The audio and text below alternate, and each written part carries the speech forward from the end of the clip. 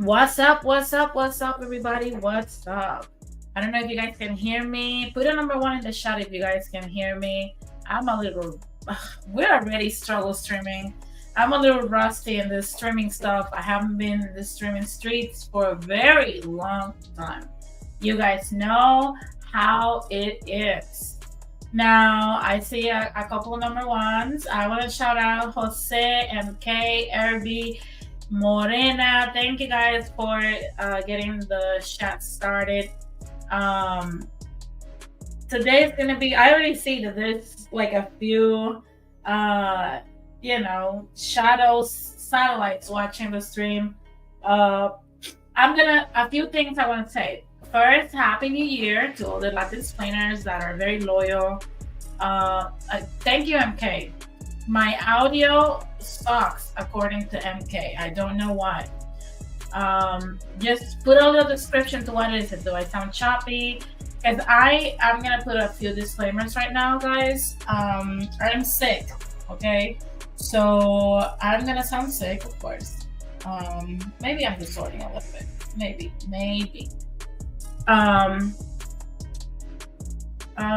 She sounds like she's in the bathroom. Well, I'm not. I'm actually in my room. I'm sick, like I said, like I explained before. Do I sound a little better now? I don't know, guys. I don't know how to fix this right now. Anyway, we're gonna have to roll with it, okay? Like I said, this is a struggle stream. You guys are gonna have to roll with it. Well, here comes MK to save the day, okay?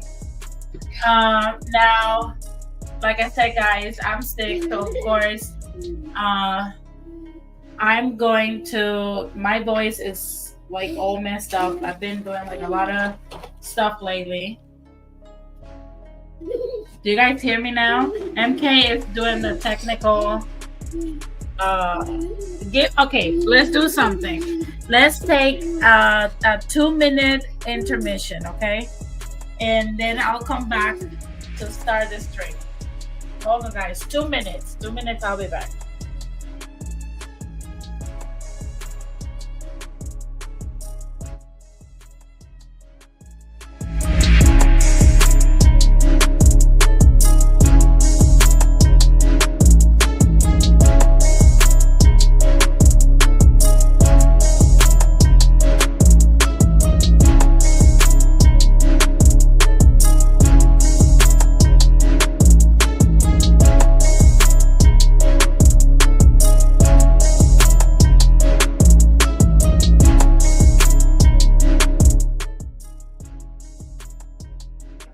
Let's do a test now. Do I sound better? Do I sound better? Do I sound better?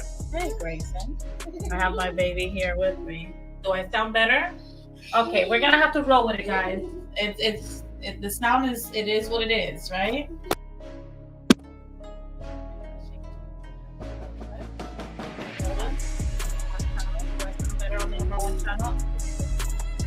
On the number one channel.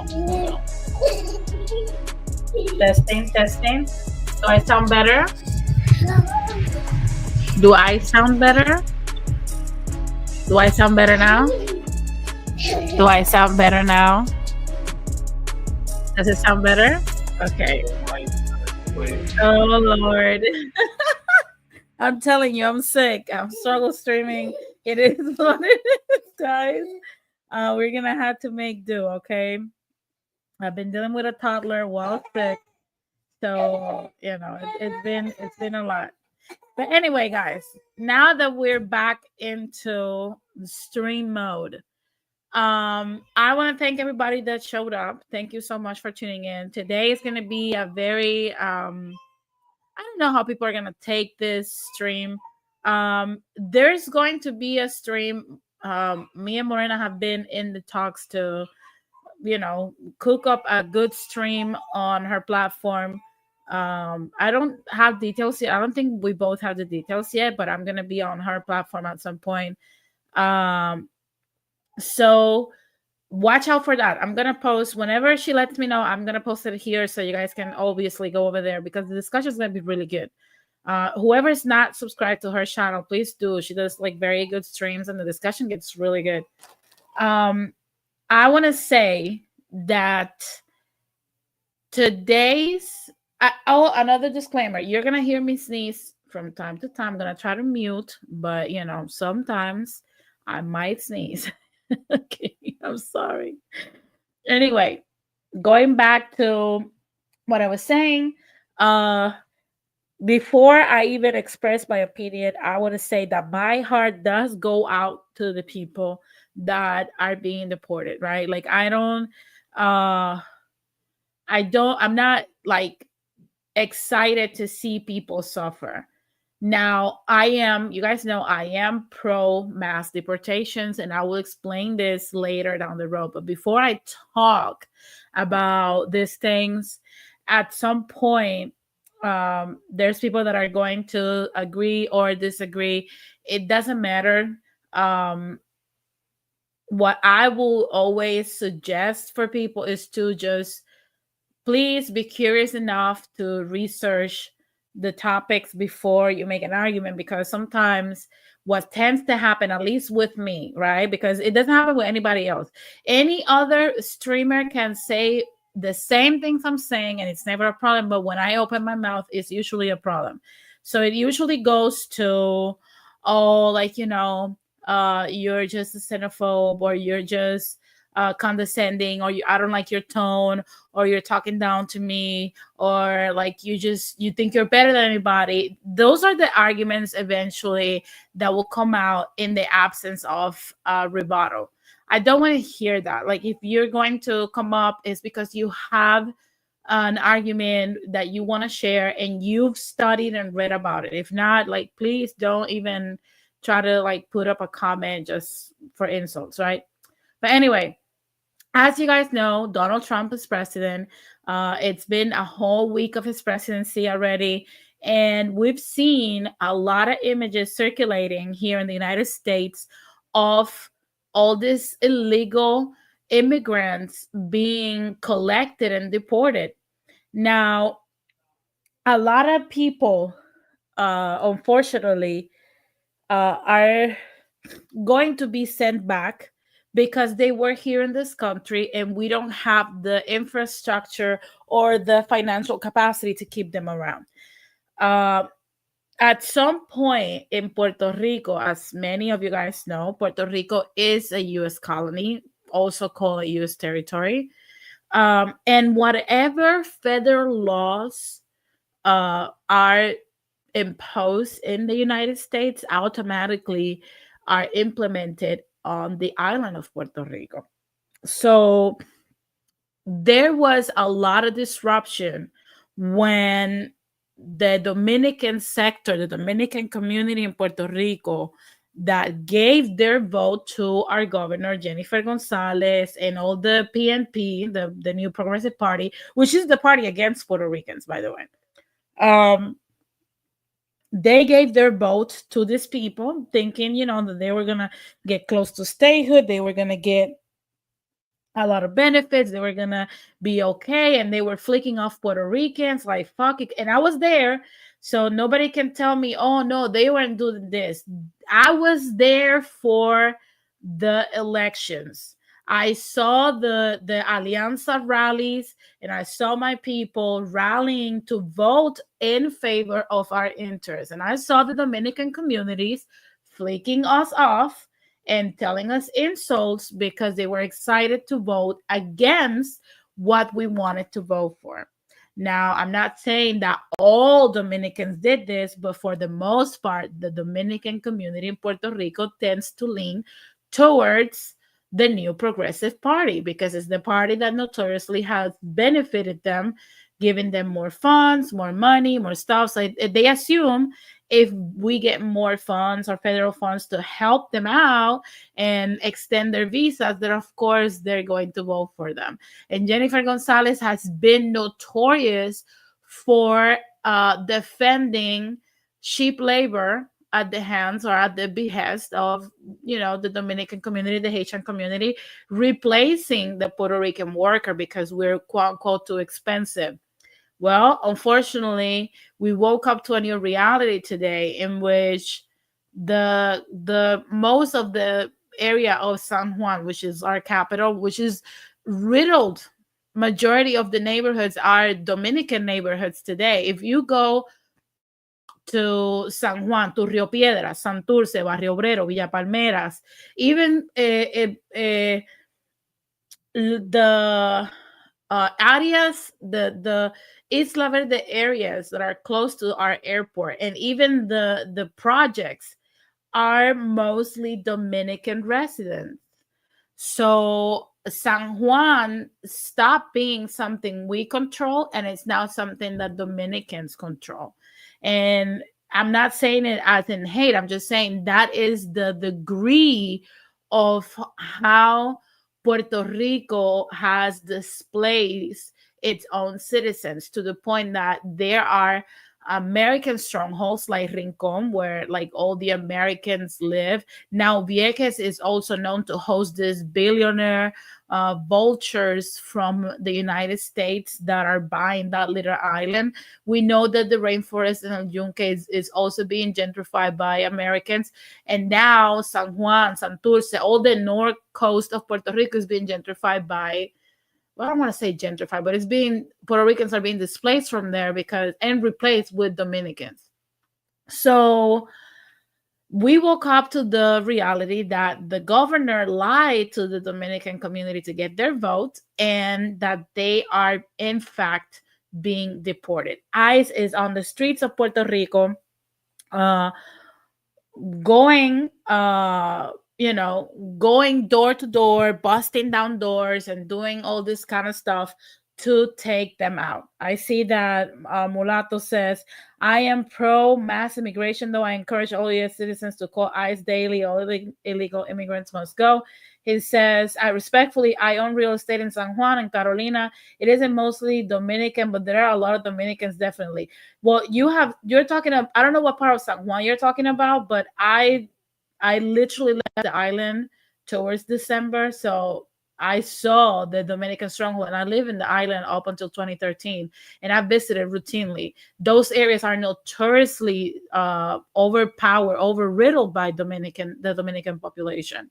Also, areas of Bayamon, where I went to college, to university, is now like run by many Dominicans. Not all Bayamon, but many sectors in Bayamon. So yeah, I don't know what parts of San Juan you're talking about. If you're talking about Ocean Park, Condado, where the Ashford Hospital is at, yeah, of course, that area is mostly American and affluent, upper class Puerto Ricans.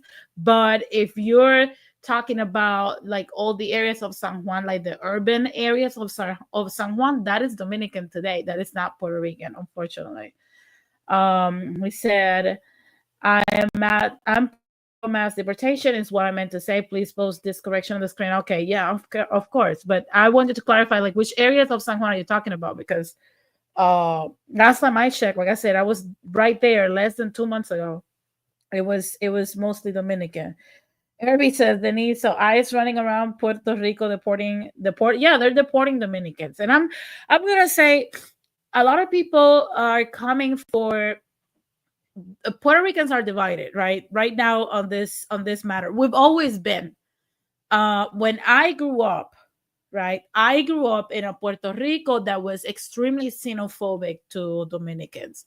The jokes were always distasteful, always portrayed the Dominican as like this illiterate, lower class individual that will come and be like 18 years old with like a second grade education, etc., etc. And like the jokes were not necessarily the best. They were very xenophobic. I have to be very honest. And you are educated into continue this xenophobia. You're not supposed to be, welcoming of Dominicans, brothers and sisters. And it takes you some reading, studying, getting to know them to actually understand, like, these are just regular people just like you and me. Yeah, they don't have the advantages that we have, the proximity to a first world country, trying to implement in us certain things to make us good workers, because that is the only reason why our education system thrived and the Dominican Republic system didn't. It's not because we were better, it's simply because the United States wanted to perfect the Puerto Rican worker. And we obviously have access with the granting of U.S. citizenship in 1918 or 1907. I don't it depends who you were. Anyway, going back to what I was saying. So fast forward from the 90s. And let's not forget, the 90s was also the booming of Cuban enterprises in Puerto Rico. Look at Radical. Hey, what's up, Rad? Then he's gonna get deported with me. I snitch. One-way ticket to Mexico. Yeah, I have to act right now, because if not, MK will call La Migra on me, and he can have me deported. He can say I'm Dominican, or I'm from somewhere else, and hide my papers from me. To kid you not, I cannot find my ID or my driver's license. Like, I am not even joking. I cannot find neither. It's so crazy. But anyway, moving from that, right? We've always had a sentiment in our island, aside from the people that stay. Like, I've seen the shift after the Cuban Mecca left, because the 936, what it did was that it divided Puerto Rico on before 936, after 936. So that represented that a lot of funds that were pro businesses, that a lot of Cubans that came to the island in the 60s and 70s and 80s, they benefited from that because it helped their businesses. They established a lot of businesses in Puerto Rico. And after that, their businesses dried up, because there was a lot of it became very unfriendly to their businesses. So they packed up pack up their shop and left for Miami. And we saw a major decrease. I want to say early 2000s, we saw the biggest decrease on the Cuban community. If they were not, like Jennifer Gonzalez, part of the managerial class that runs Puerto Rico, or the elites, like, they left. And we were only left with the Dominican public. They don't have an entrepreneurial mind at that point, because they still don't know the way of the land too much, because there was a lot of competition in the island. So they were still studying Puerto Rico. Obviously, because we used to go to the DR, not them coming to us. With the Great Depression, it was the Dominicans that opened their doors for us to work over there under their government, that authorized a lot of Puerto Ricans to go and make ends meet over there, and so that we wouldn't starve.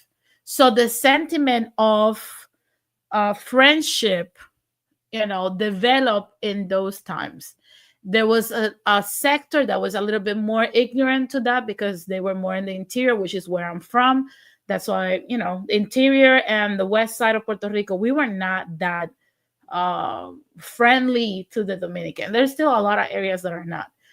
So fast forward to today, a lot of Dominicans started getting more, like, their hands into more and more jobs. And they started doing it for cheaper, because the migrant, when they come and they don't have citizenship, some of them, well, I want to say majority of them, when they come, they don't come to inject anything in their economy. They come to extract. And what I mean by extract is they try to make the most amount of money without having to invest a lot of money, because a lot of them have to send most of that money back home, either for retirement or for whatever else, or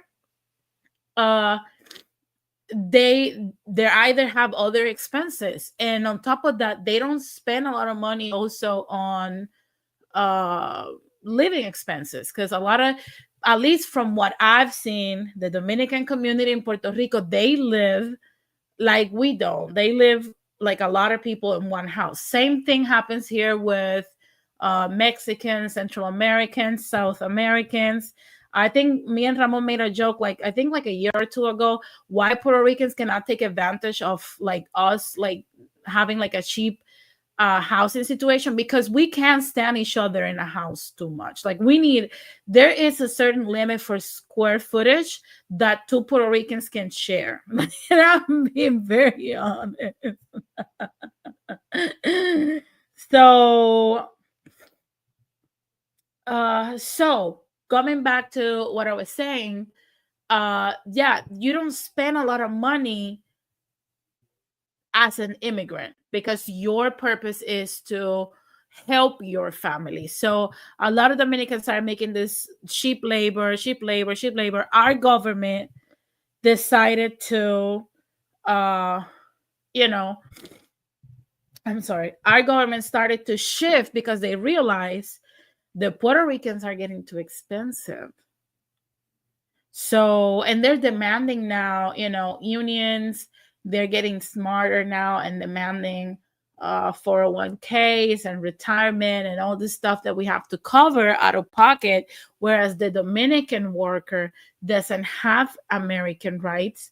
We can simply just hire them for whatever. They will accept any and whatever fucking treatment, and they would do whatever job without having to complain, take breaks, or nothing. So, of course, they went with Dominican labor.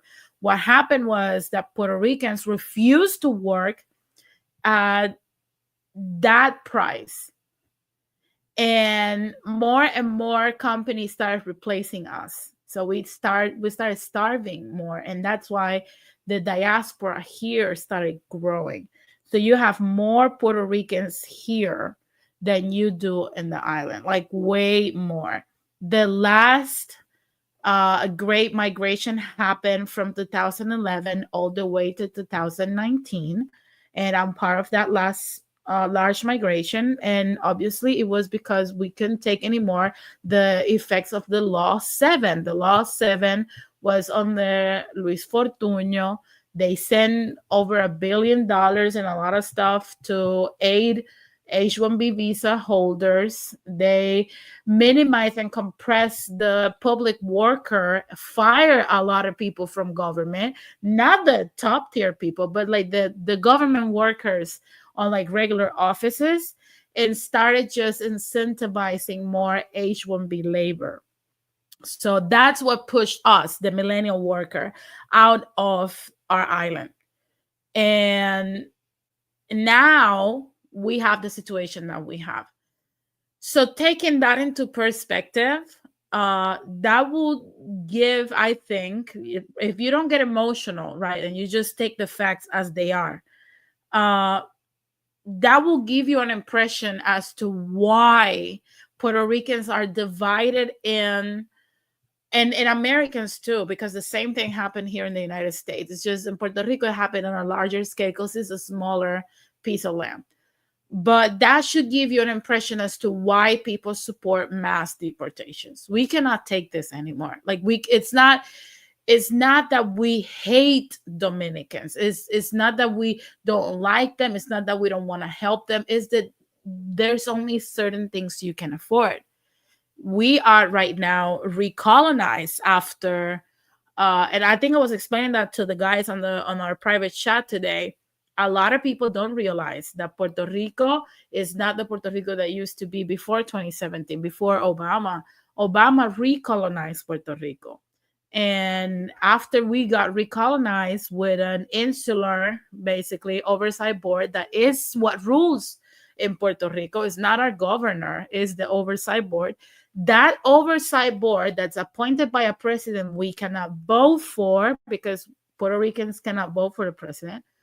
The president selects the board, and that board that Obama implanted signed a contract with COFINA for 40 years. So we are supposed to pay into that for 40 years rather than investing in the Puerto Rican people. So, and as if that wasn't enough, 2 years after that, we got hit by Hurricane Maria. So I don't know if you guys can understand why many Puerto Ricans are like, no, I'm sorry, I feel your pain as a Dominican, but we cannot have you here. You have to go back home. We can't afford you. Like, how can we help you? You're better. There's parts of the DR that are better than Puerto Rico. as a matter of fact, when a hurricane hits in the Caribbean, the DR recovers before Puerto Rico. I don't know how to explain that to people. We used to be a power force of in a pillar for electricity and basic services in the Caribbean for other countries to learn. We used to receive Dominican engineers and power plant employees to teach them how to do these things, and they used to learn from us because we were the pillars of the Caribbean and these things. And now we are at the bottom. So of course they have to go. They have to go. I'm so sorry. I am so sorry. Radical says that's why it's so easy to deport us. ICE goes to one house, they will find a whole bunch. Yeah, they will find a whole bunch of wanted people because majority of migrants live all together. He says, to be honest, any country that has an immigration issue, the citizens will suffer. Yeah, 100%. People just don't understand that. Like right now, there's a lot of people saying, oh, good luck with doing all the job. We do all the jobs Americans don't want to do. That is false. Americans want to pick crops. Americans do. I want to pick crops, but we don't want to keep picking crops for peanuts. We want the job that pays what it's supposed to be paying if you would have interfered with the course of American labor. That's what a lot of migrants don't understand. You come here, we feel for your story, but at the end of the day, you got to understand that your family and their success is not more important than my family and their success. Everybody has to watch out for themselves. And if I have to use the law against you because it's my family against yours, I will. And that doesn't mean I hate you. I wish you win, but not where I'm at, not in my country. Oswaldo, we don't he says get all them illegal immigrants out of Puerto Rico. Yeah, I believe they have to go. They have to go. Irby says, I still cannot this yacht not be able to vote to this day. It's weird to me. Well, that's what being a colony means. That the Dominicans and Puerto Rico getting deported. Okay. Then Mulato says Puerto Rican residents' taxes go to foreign aid, and DACA, while Puerto Rico has multiple power outages weekly due to the dilapidated power grid. Absolutely. Absolutely. Our power grid, like in Puerto Rico right now, we have normalized so many collapse governmental systems that is not even is the carcass of what used to be a great island. If I have to, and I know it's being very theatrical and dramatic, but if I have to paint you an image of what I mean, I'm pretty sure all of you guys are familiar with the Lion King. Do you guys remember when Simba comes back after all those years living off Hakuna Matata and he sees Pride Rock looking like shit? That is how it feels for a Puerto Rican. That's a millennial Puerto Rican. I'm talking about if you're anywhere from 43 to 28 years old. When you go back home, that's how we feel. That's literally how we feel. It's so crazy. Jose says, a municipal employee, as a municipal employee, I personally dealt with the migrants and some of them were entitled. That is what I'm so like upset. Like I've heard a lot of Dominican migrants saying like, oh my God, like, how are you gonna deport me on my way to buy food? Like, I'm trying to like feed my family. Bro, you have no papers. Like, what? So ICE is supposed to wait till you do your daily errands to deport you? Like, do they wait for Puerto Rican criminals for them to finish what they're doing and arrest them, or they just go in and arrest them? It's just so freaking weird, you know? And another thing that irks me a lot about this whole situation is that they're now demanding a sympathy, at least NPR. And I'm, you know what? I'm going to touch on the US too. Mexicans, Central Americans, Southern Americans, they're demanding, right? This, hey, Terrell, they're demanding this sympathy from American citizens. Like, you're supposed to feel sorry for me. You're not supposed to send me back. You're not supposed to treat me this way. You're not supposed, like, bro, you don't, there's some even protesting. You don't have the right to assemble. You don't have the right to, I mean, regardless of whatever, you don't even have the right to protest over here. And there is a sense of entitlement, but when you go to their countries, right? Like, if we take Mexico for example, and you see the treatment that Salvis and Guatemalans get when they cross the Mexican border, is deplorable. The treatment that they get for entering Mexico illegally. If you go to the Dominican Republic and you see the treatment Haitians are getting, as a matter of fact, I think I have a video around so you guys can see it's the same thing. It's literally the same thing.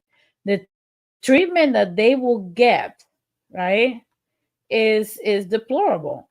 Haitians are treated like crap because Abinader is trying to deport them back to Haiti. Hay una cacería de negros. Look at this. Escenas como esta se viven a diario en República Dominicana. El 2 de octubre, el gobierno del presidente No Luis to Abinader the Haitian invasion. puso en marcha su And this was plan de October deportar hasta 10.000 2024. haitianos por semana. Un plan que ha sido criticado por varias organizaciones de derechos humanos y por el propio gobierno interino haitiano, que lo califica como discriminatorio y como una estrategia de limpieza étnica. En este video te contamos 3 claves de esta deportación de miles de haitianos por semana. There's a lot of people nowadays complaining, right, that, oh my God, Puerto Ricans are just xenophobes and racists, and they're just kicking us out. They're not helping us out. They're just xenophobes and racists, bro. The deportations and the DR are so bad with the Haitians that if you're a dark-skinned Dominican, which is very freaking common, you can get even detained by their migration officials. That's how bad it is. That's how freaking bad it is. Morena says, yes, Denise, I heard the Mexicans treat Central Americans horribly. 100%. Do you guys remember George Floyd and what Derek Chauvin did to him? That's how the Mexicans do the Central Americans that migrate to their country if they catch them doing something minor, you know? Morena also says, the common issue is that no country wants illegals in their countries. Yeah, 100%. 100%. Now imagine if Haitians start saying to Dominicans things like, oh no, you have to leave me here. You have to let me provide for my family. We feel for them, right? We feel for them. But can the DR afford them? Because that my sentiment is, if you want sympathy from the Puerto Ricans and from the Americans, we have to see that you also have sympathy towards the Haitians. And to be honest, I do feel for the Haitian community, because if you think about Mexico, Central America, if you think South America, if you look at Haiti, Haiti is the poorest country in the world. They have literally no infrastructure, no basic necessities whatsoever. Those are the people that we should be helping. Those are the people that we should be given a priority, right? But we're supposed to feel sorry for everyone's story but our own. I see the radical says, wait, you arrested me for disturbing your crook, your what? But you didn't let me finish selling. Oh, your crack. But you didn't let me finish selling on off. Wow, this is white supremacy. Morena says the Bahamas turn Haitians away as well. 100%.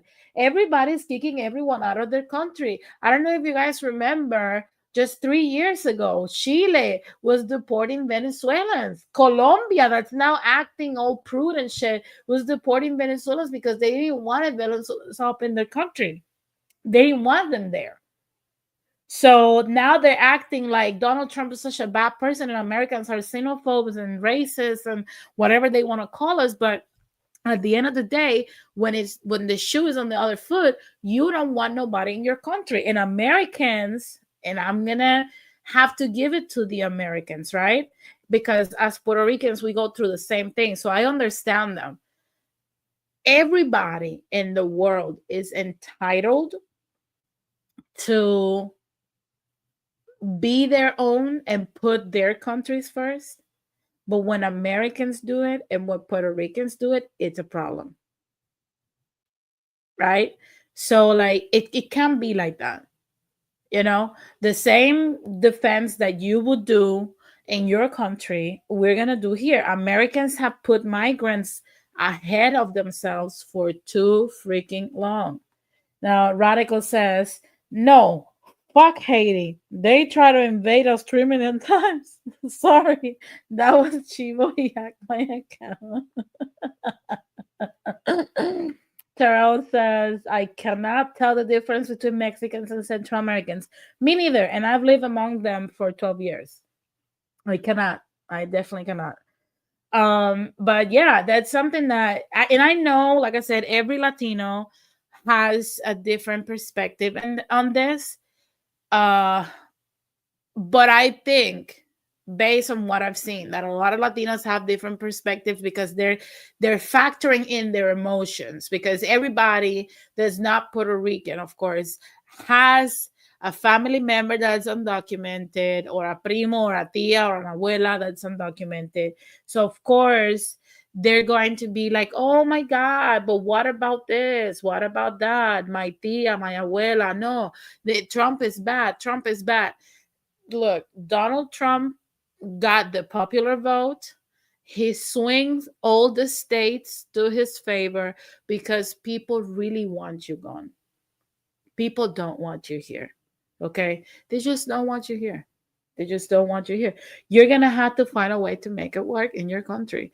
And I go to that point. I started this channel in 2021. And the reason why I started this channel in 2021 is because I saw that we have the potential to do certain things in this country because the opportunity is there. Yeah, what Morena said, hit that like button, guys. Hit that like button. I see 27 people already in here. Hit the like button, right? So when I started telling people, if you stay a gardener, if you stay a construction worker, like, we will have no power, right? I started getting insults. People started focusing on the person I chose to marry, my weight, started calling me a bitch. Oh, you talk down to people. You're condescending. You're mean. You're fat. And none of them started thinking about the bigger picture. And I told people in the past, they were like, oh, we're gonna become this power dynamo in America by 2060 something. We're gonna be the majority. And I told all of them, America will never, ever, fucking never let you be the majority here. They will strike you fucking down. A lot of people call me crazy, but what are we seeing today? Are we coming the majority by 2040? Are we becoming the majority by 2032? That's not happening. That is just not happening. Morena says, Denise, what about the people that have been in this country, pay taxes, own homes for over 50 years? Should they get deported as well? Well, they should get deported if they're not a citizen, Morena. That's just how it is. If you're not here legally, you're occupying a space that an American cannot occupy. There's only so many jobs that the American capitalism will provide for American peasants, right? Because a lot of people think that because we always say that America is the land of the free, that Americans are free. Americans are not free. This is not a democracy. This is a simulation and an illusion. There is a study. Whenever you guys have an opportunity, look up the Princeton study. And I'm going to be very geeky about like politics right now and economics, even though that's not my forte. But if you look up the Princeton study, it will show you, and that has been out for years now, that America has not had an actual democracy since the 60s. So your democracy was sold out a long time ago. And to be honest, we are all peasants. If we know, and I've said it a lot of times in this channel, I've tried to explain it to people, I tell people to look it up. If you guys look up Russia's history with the Romanovs and the elite class, the dystopia between the rich and the poor, the peasants and the elites, was so fucking drastic that that's basically what drove the revolution. People saw an opportunity with Nikolai Romanov because he was a weak link in leadership, and that's when they went in and they just revolted. And to be honest, that is how Americans are living. If you look at how the peasantry used to be back in the days in Russia, if your parents were a peasant, right, you could never be an elite. You will inherit, and that was a law that the Tsars passed in Russia. You will inherit the peasant title. And this is what a lot of people get very confused. In America, the chances of you becoming something other than the replacement of your parents are slim to none, right? The gangbanger dad creates a gangbanger son and a gangbanger grandson. That's usually how it happens. That's how you see all these kids are like, oh, my dad was a double A stray, and I'm a double A stray, and my kid's gonna be double A. That's how it keeps happening, right? If you think I'm not right, look at what your parents did and tell me how your story is different if you're not the replacement. Like, unless you did something extremely drastic, like you starve yourself so you can afford college, or you relocated drastically from like your place of origin, you literally are the replacement of your parents. And that's why we have like the elites here in this country freaking out about the birth rate. I'm pretty sure you guys have heard that a lot. So when an illegal immigrant comes in the equation, right, and takes the place of a peasant, what happens to the American peasant is that American peasant cannot access that job because, of course, the corporations are still going to be greedy and are still going to pick the cheaper option for them so they can make them most amount of profit. So yeah, you might have a life, and I love that for you. But if you didn't afford it, if you didn't prioritize becoming a citizen to protect that life, you know already that you are taking the place of one of the American peasants. If you want to secure it, my advice would be secure it by becoming a citizen. That is your priority. Stop sending money back home for a minute and invest in your citizenship. Because if not, you are breaking American laws and your position is not secure. Those peasants are angry and are coming at you with pitchforks and tiki torches. I'm sorry, but it's just, I have to just explain it just how it is, right? Morena says, yeah, their numbers are dwindling. Yeah, 100%. So the elites are at that point. The elites are at the point where they're not going to keep opening positions for more peasants. It's the same amount of positions. You peasants fight for them, and the peasants have spoken. I have a what is it that Osuna called it? Enemigos ocultos. I have a hidden or a covert hater that loves my Instagram. She loves my Instagram, and she's always there like talking shit on every post because she assumes that because I highlight the positives and the negatives of any president that's in office, right? She thinks that when I highlight the positive things that Donald Trump has done, I am a Trumper. I'm part of the MAGA cult, which I couldn't be more distant from that, right? So for some odd reason, she seems to think that she cannot understand why people voted for Donald Trump. I don't know if you guys are looking at people puzzled. Oh, how come the Cheetah won? I don't know. The racism in America. I don't know how this man won. Nobody knows how Kamala lost. Motherfuckers. If you make eggs $13, okay? If you make milk $5 a gallon. Gas is $5 a gallon. Okay? Vehicles have exploded in prices. I'm shaking because me and MK, we're trying to get a new car. And we're not going for the car note because the interest rate is crazy. You just have to buy it right off. Like, I'm gonna put it out there. If you have a carcacha, right, that you love very much and it's working for you, keep it. It's not there's no value in you attaining a vehicle. If you don't desperately need it, like we need it, we need another car. If you need a car, then fine, try to buy it cash. But if you don't need a car, like you literally do not need a car, like your car can last you, I would say, like an extra year, just wait it out. Just don't fix it and just like legit, just don't even fucking try, because motherfuckers are paying over MSRP 10,000 over MSRP, and that got all these fucking car manufacturers greedy to the point that now I'm checking, because I was talking to one of my friends. I was like, hey, you have better tactics than me. I think you and MK should go because you guys can negotiate a better deal. And he was like, no, like we can, but like they're very aggressive right now. They're not changing or trying to negotiate with you any type of price that they used to do pre-COVID. So these companies out here are squeezing every single penny out of the peasants, and the feds keep the minimum wage at the same price. So if you're puzzled, and I hope my secret, my covert hater hears what I'm saying.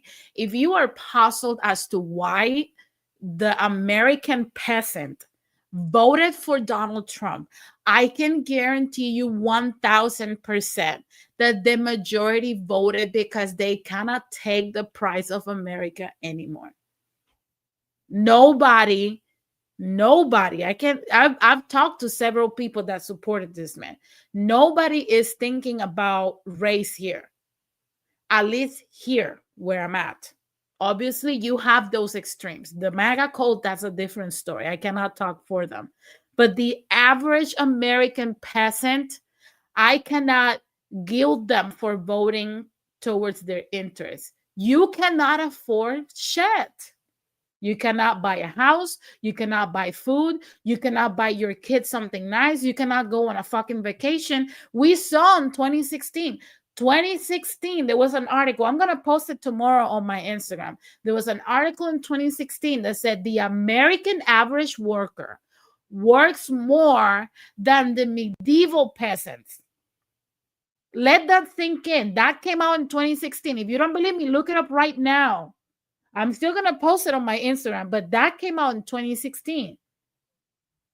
I see that. Hey, Maceo, what's up? Maceo says the Democrats doubled down on wokeness and paid the price. Yeah, 100%, because they were focused on the wrong things. When you have to think about, okay, your right to choice your unborn baby versus me being able to send my kid to private school and to feed my family, what do you think is more important to me? And to the average person, when they say, hey, I can't make it to work, I need a fucking vacation, I'm getting choked here, taxes are super high, but then I'm supposed to vote for you for your right to kill your unborn child. I'm pretty sure the average person voted for Donald Trump because they saw in him a plan to make America cheap again.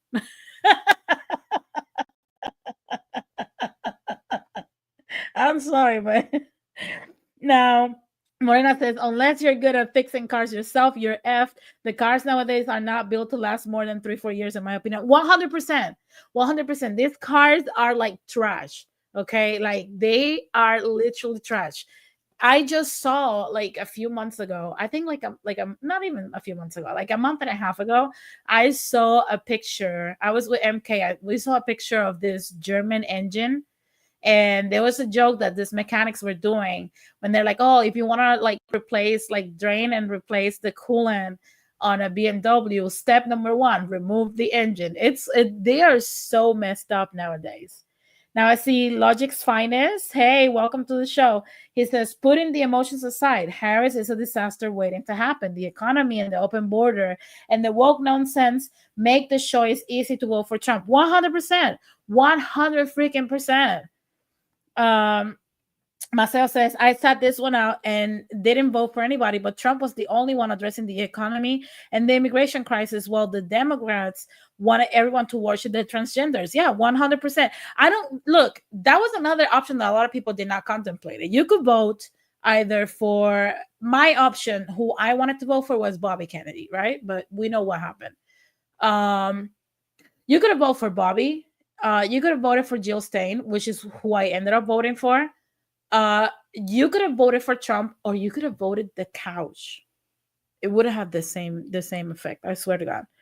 Now I see that Logic's Finance says, I'd like to ask you, have economic conditions gotten worse the past 4 years in Puerto Rico? My madrina says things have gotten bad when she went to visit Ponce. To be honest with you, I cannot really address that question because to me, right? But I'm a Californian, of course, now.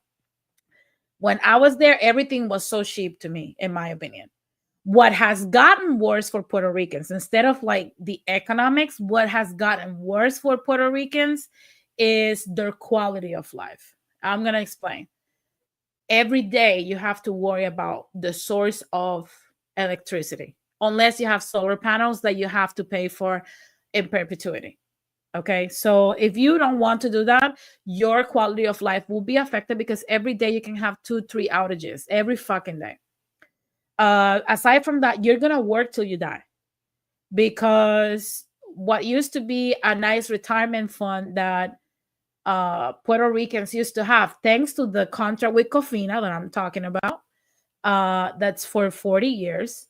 Thanks to that contract, Puerto Ricans now don't have a retirement fund. They have to work more to start acquiring that retirement fund, and they're only going to retire with a 0.8% or with a 1.8% of their salary. My mom, for example, my mom was supposed to retire. She started working in 88 when I was 1 year old, and I'm 37. My mom died on the job. Okay. Her last day of work was September 9th, I believe. And because she had still sick days that were donated to her by other coworkers, they kept her active until October 11th, which is when she finally passed. So she worked her whole fucking life, because just when she was about to retire, the year before, the Cofina contract came into effect and took all of her retirement funds away. So the only way for her to catch in her retirement funds was for her to die on the job, sadly. So that's what's going on. That's what's going on the island. So that affects their quality of life, right? Not necessarily their economics, but more like their quality of life. I hope that makes sense. Yeah, Morena, that's not enough to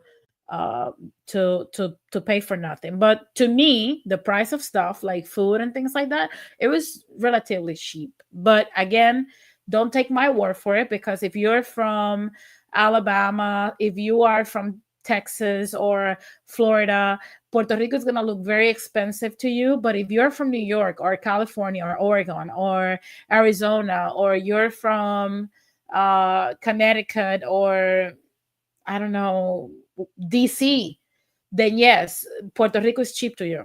It's very cheap. Irby says, Denise, why Puerto Ricans don't fight against these conditions? Well, unfortunately, Puerto Ricans have become conditioned under narcissistic political abuse.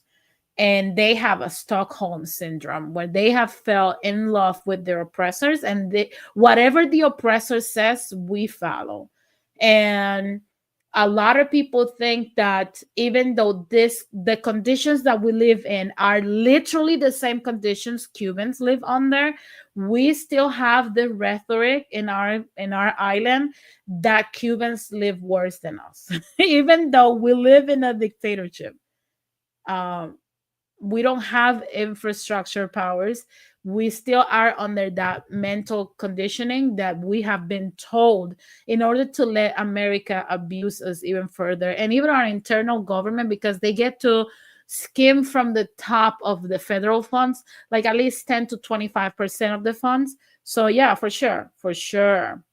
Morena says, like Cubans, then it's no way. Yeah, 100%, Morena. If you go to Cuba and you go to Puerto Rico, you're gonna see the same fucking shit. The only thing that I would say is different from Cubans is we have US citizenship, and you can leave the country and not be bothered. That's it. That's pretty much it. Because tell me the worst condition in Cubans. What is the worst condition Cubans have? And I can show you how Puerto Rico has the same shit. Because I think people don't realize the United States of America acquired both islands, and it's not like they love us. Okay, they use Puerto Rico against Cuba, but they also use Cuba as a how can I say it? They whip Cuba in front of us to keep us as a good slave, but we're still slaves. Okay, it's I don't know why people think a colony, if you are a colony of somebody, you're not gonna have a good treatment. Like, I don't know how people thought that, oh, Puerto Ricans are in this paradise. No, we're in a social political limbo. If America tomorrow tells us all of y'all motherfuckers are gonna fight our wars, we have to go. That has happened already. Pedro Albizu Campos was part of those bodily tributes. That's part of our history. And that was the only reason we got citizenship. It was to get more Puerto Rican young men into the first World War One. The Body Queener story. You guys can look it up. People say, hey, Cuba has no toothpaste. Go to Puerto Rico. People think there's no more. Maceo, you've been to Puerto Rico, and you are literally the Caribbean trifecta. You are the three of us. You're Cuban, Dominican, and Puerto Rican. What is the difference in Puerto Rico with Cuba? Aside from the U.S. citizenship and that you can leave. What difference? What is the difference? What is the difference? Yeah, you have toothpaste in the stores. Can Puerto Ricans afford toothpaste? Because the last time I checked, I have family members brushing their teeth with coconut oil. I'm gonna put it out there. You go to a restroom in a public school in Puerto Rico, and the kids have shown the hazards. You can get caught. There's no mirrors.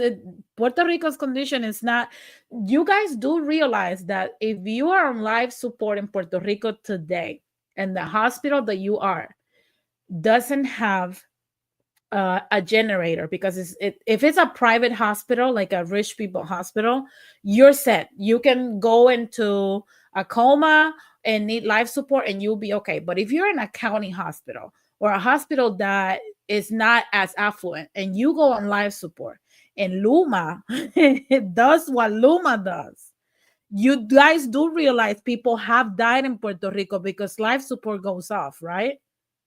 I hope you guys understand that that is the state we're at right now. I see Marcel said Puerto Rico is in rough shape. Yeah, we don't have any form of doing nothing. Marcel says Puerto Rico has nothing to work with right now. PR cannot even attract foreign investors because the colonial system makes it damn near impossible to thrive. The electrical grid is in shambles. Yeah, 100%. And I'm gonna even go further for the people that don't get how bad that is. if the power grid, and I'm telling you this as a mountain person, I grew up in these mountains. The only way to get water into our homes, right? And there's a lot of people that live like me. The only way to get water into our homes is with the power grid, because it's a pump system that pumps that water up those hills. If the power grid goes out, shortly after, your water also goes out. I'm sorry. So my mom, from what I saw, my mom, one of the things that was pending, I got her like the biggest generator I could afford. But one thing that we left pending was getting her a cisterna, which is a water tank. You need those, you know? That is the only thing I would say. Maybe if you have people living here in the US that can help you and you're in Puerto Rico, then perhaps your family member can afford those commodities for you to make it in PR. Other than that, no. I see that Wally Salem says Cuba is worse than PR. Also, the US gave up Cuba in 1902. Your theory of PR against Cuba is misguided. Well, that's your opinion, but I highly doubt you've been to Cuba and to Puerto Rico. If that's the case, show proof. And I will show you my proof, though. Now, Logic's Finest says Puerto Rico really should become a state. The current situation is bad. I've been to Cuba. Puerto Rico is basically Cuba with better cars and slightly better buildings. Yeah, 100%. But to be honest, I don't think we should become a state. For one, I want my people to be free. I want us to be free. I don't want to be a part of the United States. It's like saying, oh, you know what? We fucked you over. But you know what will fix your problems? If you will further our relationship with us. No, get the fuck out of our land. It's the same thing we're telling these migrants, right? Americans are unwanted, violent migrants in our island. Just get the fuck out. Morena says, it's a shame because the US always wanted all three countries. Yeah, 100%. But to be honest, I don't know how the relationship with the DR is, but we want them out of our country. Majority of Puerto Ricans want America out. I can guarantee you that. Wally says, maybe the decades of corruption has something to do with it. No, it's not the decades of corruption, Wally. Once again, when a country acquires a colony, is to extract. At some point, there's gonna be nothing to extract. And Puerto Rico has reached that point. I think Puerto Rico reached that point 20 years ago. Now, Ramon, hey Ramon, what's up? Ramon said, wait, Maceo, the foreigners are already in the island, driving up the cost of living since the politicians are selling it off. 100%. Again, they are unwanted, violent migrants that are there illegally because, again, nobody grant them entry. The Paris Treaty is fucking illegal. They know it. We know it. It's just that there's so much indoctrination in the Puerto Rican mindset that not a lot of people will freaking fight it. But Americans need to leave our island alone. Logic's Finest says, I disagree, Marcel. Statehood will drastically improve Puerto Rico. No, it won't. It won't, Logic's. It won't. Antonio Quiles says, maybe you should visit Cuba for 1 second. If you live in the USA and have nothing to say about Puerto Rico, you're very selfish and ignorant. Puerto Rico can blame anyone but itself. Again, that is your opinion. I've been to both places. You have not. Like I said, I just came from Puerto Rico less than 2 months ago, and I was there for months at a time. So I don't know. I don't know what you're talking. I think you're not familiar with my platform. That's fine. Maceo said the same thing. No, it wouldn't. Yeah, it would not. If you're very familiar with our relationship with America and Puerto Rico, you know that statehood will be what every Puerto Rican has for a nightmare: a Puerto Rico without Puerto Ricans. I see that he says, Maceo says, And it will only make us even more dependent on the US, cementing our economic death. Yeah, in our culture, there's a lot of parts of our culture are dead thanks to the United States. The latest thing that the US killed in our country was the peleas de gallo. There was a time where our grandpas and our uncles and right, they used to go to the peleas de gallo, and you will be like, you're a little kid. Sometimes you will be taken. Sometimes our abuelos and tios will not let us in because, of course, the ambience can get a little rowdy. But now that's a federal crime. The peleas de gallos now, they have to be clandestine. You cannot put two roosters to fight. That used to be part of our culture, but now it's erased because the feds think that that's animal abuse. It's so weird. It's so weird. I see that Marcel says the US has done much to sabotage Puerto Rico's economy. Yeah, I was just explaining myself the 936 and like how a lot of Cuban businesses suffer from it when they were established in Puerto Rico. They just left. They pack up and left. I see that Wally says, I was born in Puerto Rico. I go there frequently and still have lots of family there. My wife is Cuban. I have never been there, but her family goes frequently. Cuba communist dictatorship, PR is not. Okay.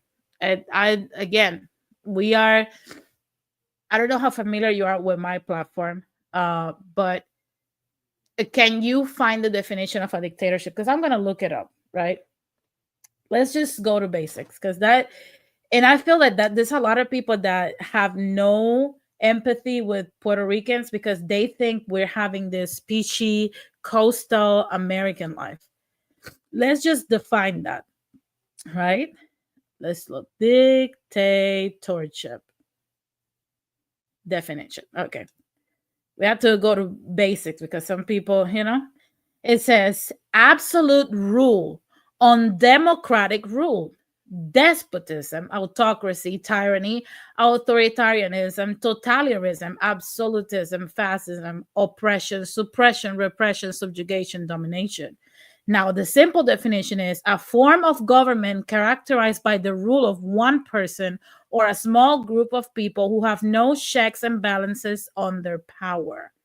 Now, I'm going to ask you, Wally, and I don't want any Puerto Rican or American that knows this or anybody on the chat that is familiar with my platform to answer this. I want Wally's response. Who rules Puerto Rico? Please, I can wait. Right? We're having a civil conversation. Who rules Puerto Rico? Who decides where to allocate funds? Who makes the executive decisions in Puerto Rico? And now, in the meantime, I'm going to read some comments, right? Logic says the problem is the lack of infrastructure, manufacturing, and resources to export. I want Puerto Rico to be independent, but I don't see how it will be better than going full statehood. You know what? I'm going to put together some info because that is another stream, like for real. That is another whole stream about what I think, right? As a, call me a wannabe economist. But as a wannabe economist, I think it's very doable. I think it's very doable. Now, the only way it's doable, and I want to warn people, is by maintaining a somewhat civil relationship with the United States. And the reason for that will be discussed there, right? But preliminary is military. Wally says nobody is a mess. You see, this is the problem when we talk based on the emotions and propaganda, Wally. There's a lot of propaganda that we've heard from media and from Cubans claiming that they have it worse because they have been played to be against us. They're the worst slave. Oh my God, they have it worse than us. Puerto Rico, they have no problems. But Ramon here answered for you, and Morena too, because they're very familiar with this because I'll talk about this a lot. It's called La Junta. You were born in Puerto Rico. I was too. I was born in San Juan in Centro Médico, raised in Puerto Rico, living in Caguas my whole life. I came here at 25 years old. I get it. My English is better than most. A lot of Puerto Ricans talk like Comay, but I don't. And a lot of Puerto Ricans don't. That doesn't mean we're not Puerto Rican. We are. It's just we learn the language. Now, La Junta, which is the dictatorship that runs Puerto Rico today and that put Puerto Rico in the state it is. That's why we cannot use our tax-paying money that we pay in taxes in Puerto Rico. We cannot use it to fix Puerto Rico because La Junta decided that our taxes will go to COFINA. And that contract is there for 40 years. So till 2057, because that was in 2017, till 2057, Puerto Rico cannot be able to use their taxes to better the island because La Junta decided that they were not going to use it. You see, he's like, the corruption needs to end first. No, what needs to end first is our dictatorship. And why I call it a dictatorship? Well, Puerto Ricans in Puerto Rico cannot vote for a president. We don't have a presidential vote. I cannot vote for the president over there. Nobody in that island can vote for the president. But the president is the only person that gets to name the oversight board. That junta is appointed by the president. If you think, as a Puerto Rican, that we don't live under a dictatorship, I have a beach to sell you. I have a vacation to present to you, a Nigerian prince. Please reach out to me. Like, for real. Now, Maceo says, because we will have full economic sovereignty and be able to insert ourselves into the world markets, that's real capitalism. Right now, and under statehood PR has no free markets. Yeah, 100%, 100%. Because a lot of people always preach, oh, you will be closing yourself from the world. No, we will be closing ourselves from the US, opening ourselves to the world. And Ramon says, I moved to the States in my 30s, and yes, I have a heavy accent. Yeah, 100%. A lot of Puerto Ricans have a strong accent. It still comes out on me. I think I work on my accent a little bit more because I've used it more. And of course, my husband's a gringo, so I get the opportunity to talk in English constantly to him. Now, Marcel says, we can attract foreign capital and we can make trade agreements with anyone. Yeah. Logic says, Maceo, I understand, but without products to export or factories to build products, a nation can thrive. That's the 8,000-pound gorilla in the room. Yeah, Logic, that is true. But colonial rule in the world says that if I colonize you as a country, let's say that you have Logic land, and me, I come in and I colonize Logic land, and it's been mine for hundreds of years. Right? And I want to release you because I can afford you. You're annoying. The world's feeling sorry for you, and I'm looking bad, and I want to save face, right? And I want to release you into your own reconnaissance. Like, I want to do an R on you. I cannot just release you like that. Colonial global rule says that I have to transition you with your own constitution and your own currency. And once you have established market, I can release you. That transition lasts between 30 to 50 years. That is, as a matter of fact, thanks to that transition, because that is colonial rule, right? Thanks to that transition, when Spaniards did that to us, right? That is exactly when the U.S.-Spanish war was going on, and Spaniards lost. So in the Paris Treaty, their war debts, they said, hey, we're about to release this colony. We already signed this contract. There's a Puerto Rican peso. Puerto Ricans have their own constitution. They were left alone. So in 1897, we were left alone with only Puerto Rican rule since 1867. It was in 1897 that Spaniards decided we lost, so we're gonna pay these fuckers with Cuba and Puerto Rico, and we're gonna give them also the Philippines, and we're just not gonna count Puerto Rico in, and we're not gonna tell them nothing. Let them deal with the Americans. That's what they did. And in 1898, people like Pedro Albizu, that was 8 years old, saw Americans infiltrate into our island, claiming they were going to bring progress, but they were invading our island against what the colonial law says. So no, it won't be like that. A lot of people just don't read this because, again, Puerto Ricans have been kept from their curiosity for way too long. There's a lot of people that suffer from Stockholm syndrome and fucking political narcissism victimhood. Now,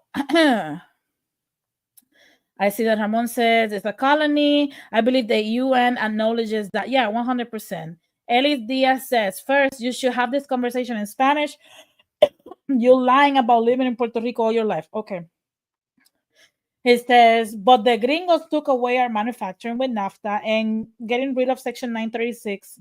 We have manufacturing, and those folks in Washington killed it. Yeah, 100%. It's the same thing, Maceo, that happens with our semilla, our seeds. What happens with our agricultures? What Eliezer Molina is fighting for? Well, if you have 3 acres of land that you want to work on, they regulate the seeds that they're going to give you. But they don't do that to the foreign companies. They don't do that. If you're an European growing tomatoes in Puerto Rico, they won't regulate, the government won't regulate, neither the junta nor our local government will regulate how many seeds you can have, but they will regulate your fucking seeds. They will do that because they don't want you planting anything. They want you buying foreign stuff so you can pay more taxes through the Jones Act and become a freaking dependent freaking slave of the United States and stay there in perpetuity. Logic says, you make a good point. Fair enough. If Congress releases Puerto Rico next month, besides hotels and travel, what will outside investments look like? Honest question. Well, I'll give you one example. Ethanol is an excellent source of energy, right? We know that a lot of people are using this whole lithium batteries. That's a finite resource. But ethanol comes straight from sugar cane. And in Puerto Rico, we have the perfect conditions to plant sugarcane.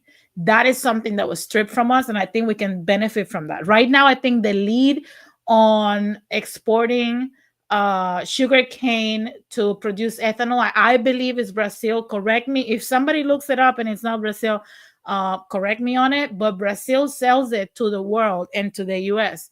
The U.S. doesn't have a lot of land with the same conditions to cultivate sugarcane. We do. That's one business out there right now at the top of my head I can think of. There's many more, but that's one of those.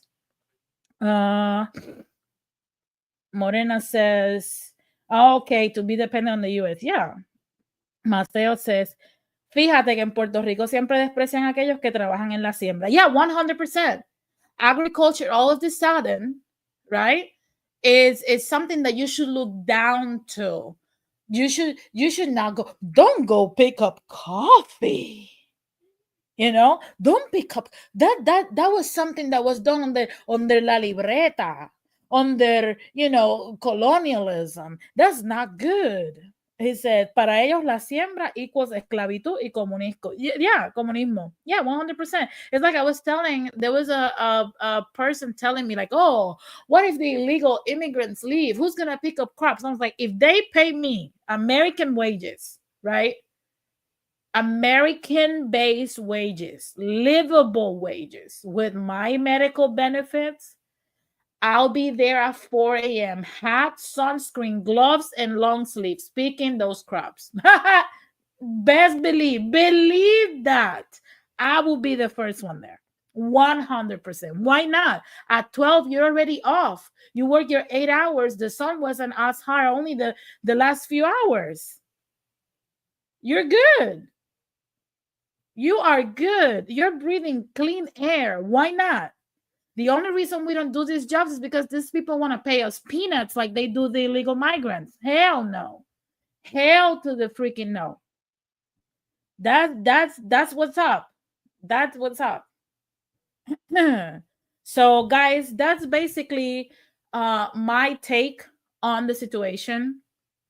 Do I agree with mass deportations? You guys know, like I said, yes, you can come to your own conclusion.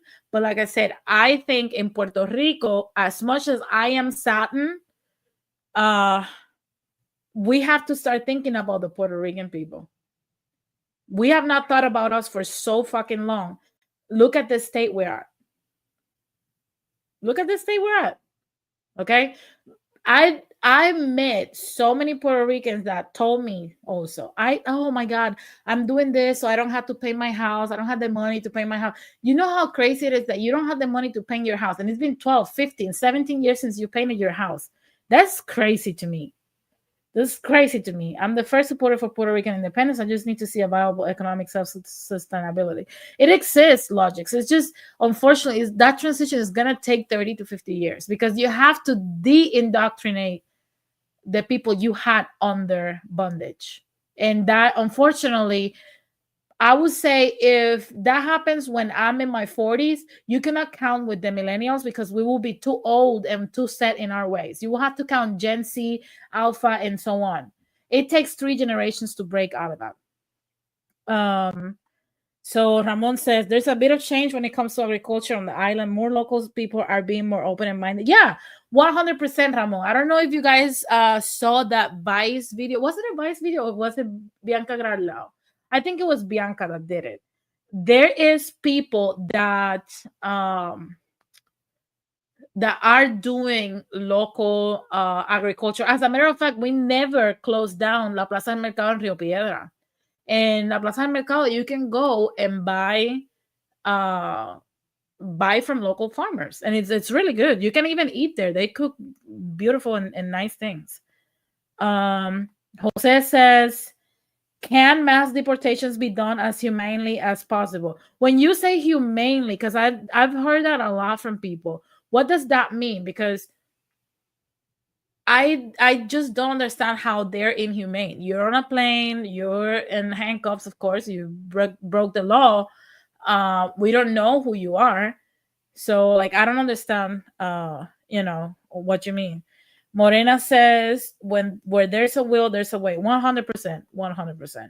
Wally says comparing PR to Cuba is crazy. Cubans have no rights. Puerto Ricans are born as U.S. citizens. We have the same rights as U.S. born. At least we agree on the mass deportations. LOL. I don't know what rights you're talking about because again, Puerto Rico and Puerto Ricans, I just explained like a bunch of stuff.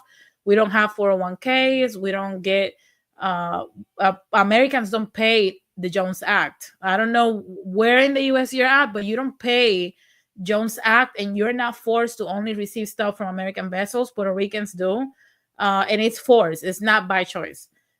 We don't get to vote for the American president. You do, anybody here in this country does. Like there's a bunch of stuff that we don't get that Americans get. We don't even get the total social security. Like, I don't know what are you talking about. I don't even know if you're Puerto Rican. You sound like a troll at this point. Marcel says, I've been sounding the alarm for 20 years that one day the food will stop leaving the port of Jacksonville. PR needs food sovereignty. Yeah, 100%. Watch, if the peasantry doesn't fix the United States, right? If the peasants, the American peasants, and I'm talking about every U.S. citizen, either born or transplant, like if you bought your citizenship, you're a citizenship. If you're part of the peasantry, if American peasants do not or cannot fix this mess, and America goes hungry, Puerto Rico will suffer a lot. And you guys will see stuff that we've never seen in our island. We saw it with Maria. That's if you know, you know. I don't have to explain here because that makes me get very emotional. If you know, you know. If you know, you know. Jose says, with professionalism. Jose, what part of what's going on, what's taking place is not professional? I need details. Morena says, since there's no protocols in place, it leaves the doors open for corruption in the deportation of illegals. She said, it will create a corrupt and exploitative environment. Yeah, I can see. Look, there are no protocols for mass deportations. You're 100% right. This has never been done. And I'm 100% sure there's going to be a lot of fucked up shit that's going to happen to those migrants. Not all, but there's a large portion of migrants that are going to go through some harsh shit. So I do feel for them. Which is why I keep telling people, stop coming here. And it goes to my point. You know, it goes to my point. Make it work in your country. Just make it work in your country. It's not worth it. If Puerto Rico had the freedom that Colombia has, at least me, I can only talk for me, I wouldn't be here. That's all I'm gonna say. You know what? I'm gonna even put it out there. If the bulk of my people will stop being arrodillados de mierda and will do something about it, like for example, in 2020, I sent my ballot in absence for Alexandra Lugaro. When that woman said she will be willing to be handcuffed and imprisoned, but she was not gonna pay La Junta one more fucking dime or comply with La Junta, and she counted on us to protest the U.S. government to release their governor back to them. When she said that on the debate, I said, this is what we need. This is the woman that has my vote. That's what we need. Somebody that's not going to settle for, oh, I'm going to be el administrador de la colonia. We don't need an administrador de la colonia. We need a person that has los cojones bien puestos. Los cojones bien puestos y que le diga a Estados Unidos, no, te vas para el carajo. Te vas 3 pailas más allá del carajo. That's what we need. But until that happens, we're bound to be here with these gringos. That's just how it is. That's literally how it is. I see that MK says, unfortunately, it's the bootstrap conversation. People are going to have to make it where they're at. It's used with us, so the same applies to everyone else. Yeah, 100%. I told several Black Americans this morning that they were talking about like that Selena Gomez's video complaining and crying. You're going to have to sit this one out. Because it doesn't involve you. Nobody's deporting Black Americans. Go have a latte, take a Pilates class. I don't know, do something. But sit this one out. This is just us. We're going to have to find a solution for this. And for the celebrities that are like crying and stuff like that, like Selena Gomez, like, oh my God, I wish there was something I could have done. You could have paid for a lot of people to have citizenship before this mess. So stop it. Same for John Leguizamo. It irritates me so freaking much. Open the wallet and start paying for people's citizenship if you care about them so much. Stop demanding that people pander to illegals. Like, just stop doing that. Just stop doing that. Now, Logic says, apologies for bringing up the statehood question, being close to my heart for a 50 years. No, don't worry. Like, you had a very civil conversation. And it's something that we don't expect you to 100% know that. So trust me, it's all good. Maceo says, Dominicans think that de cualquier zafacón en Estados Unidos saca un billete de 100. Yeah, a lot of people think it's the same thing they apply to us, Maceo. They think that because we have U.S. citizenship, you can go to... En Puerto Rico no hace calor.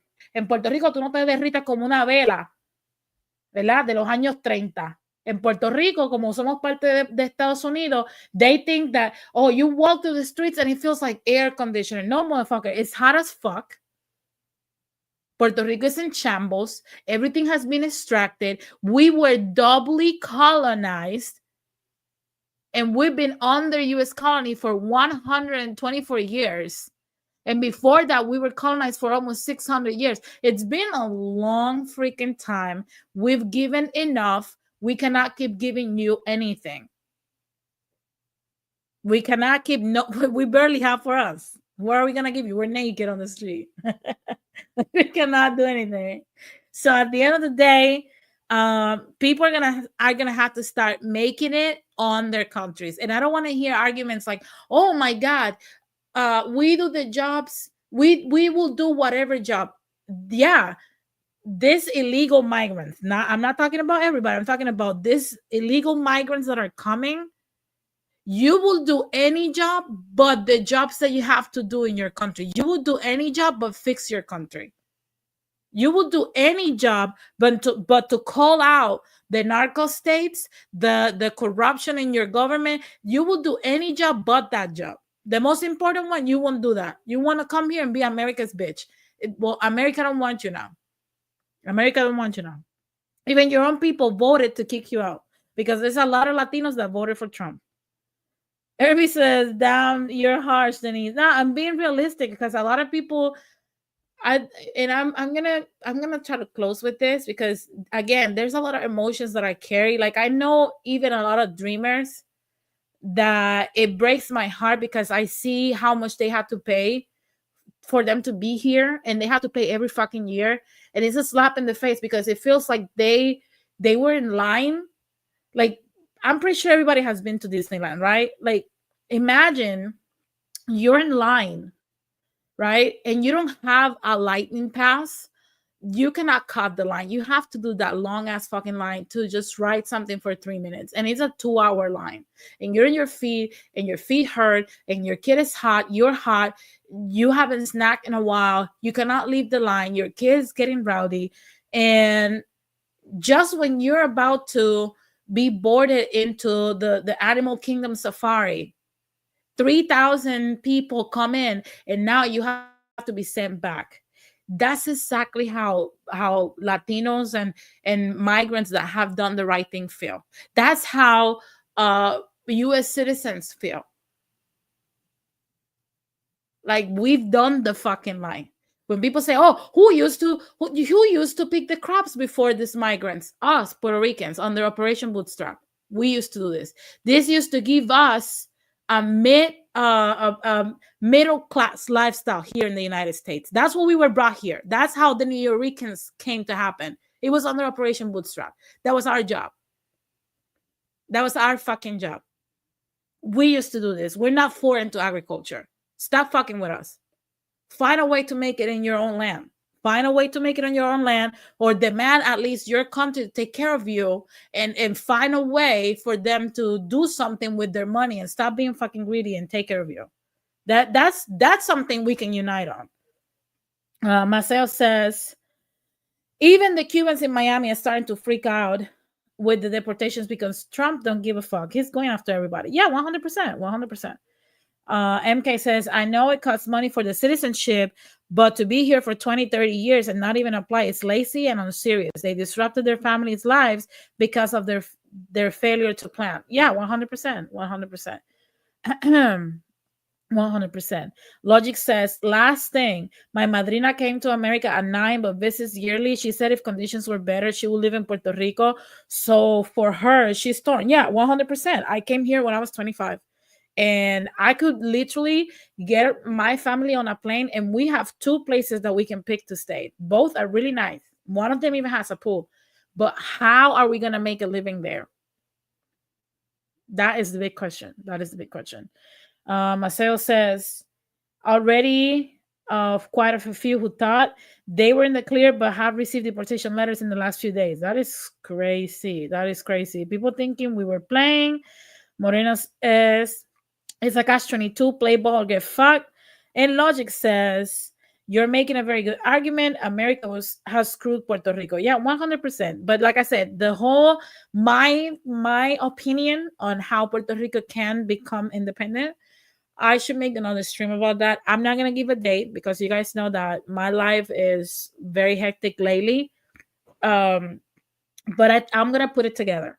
And like I said, everybody that's here, make sure you click on Titi Yuyu or Titi Huhu, however you want to read it, because some people are getting sensitive that we're speaking English, on her page, and follow her because she's going to do a bomb stream very soon. And her streams are really good. You want to subscribe. You want to subscribe to her channel. So guys, I'm going to close this. And like I said, MK has it, Maceo. MK bought that book a while ago. He's a Cuban Rican, no? He's a Cuban Rican that saw his dad get apprehended by the FBI and never saw him again. And he wrote a bomb-ass book about how Puerto Ricans are in the state they are and how it all started. Anyway, guys, to close arguments, I get it. It's hard, the times that we're living in. It's very sad because these are human beings with dreams, hopes, desires, families. It's so sad. However, we have to remain strong to what we're seeing, because to be honest, if we don't get out of the way and allow this to happen, first, we're jeopardizing our position. And second, we're going to like literally like flunk. We're going under if we don't allow this to happen. Because like I said, there's only so many jobs capitalism wants to give the peasants. There's only so many things that the American oligarchy will allow. And we cannot take it anymore. Like, I, as a mom, as a wife, as a woman, as a citizen, I'm telling you, the more you look into stuff, you're gonna realize like we are a third world country with a Gucci belt. We cannot take it anymore. Something's gotta give. So to be honest, guys, uh if you're an American citizen, sit this one out.